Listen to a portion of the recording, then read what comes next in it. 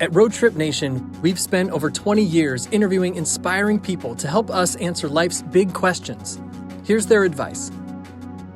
I counsel a lot of young people who are applying to college and they want me to write the recommendations. And what I say to them at the very, very beginning is dispense with the notion of the perfect or the dream college. You know, I had this goal of going to college and I had this goal of getting into natural science.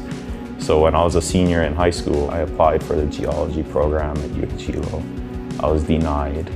Applied to about 13 medical schools and I got rejected by every one of them. My top choice was a school called Williams College, and they didn't take me, and I was super disappointed, like devastated. Getting rejected from film school, I mean, it was devastating. I felt terrible because I told everybody this is what I was going to do. There's some anger there, and there's fear there, and there's desperation there, but at the end of the day, there's also passion and belief. Any kind of life where you're trying to do something new and creative, you're going to hit rejections all the time. You have to be willing to take the rejection.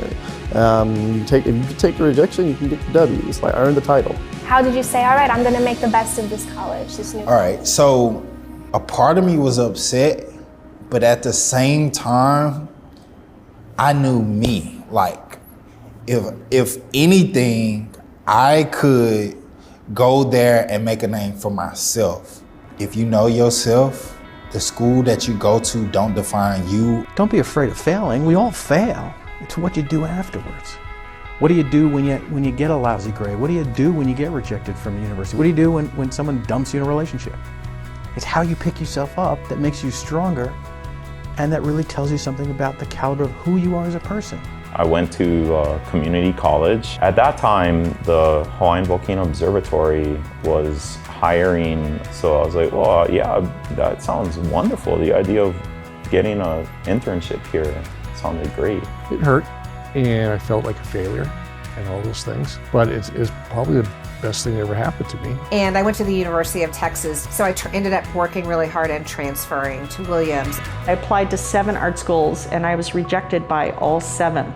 Just because you're rejecting me from every single art school I've applied to, that doesn't mean you get to say that I'm not an artist. And that turned out to be the luckiest thing ever in my life because it forced me to have to learn how to teach myself. When you get those no's, you can take them in and start to believe it, as opposed to those are no's, but somebody out there is going to see what I see. And what you should be thinking about is, what is the dream experience?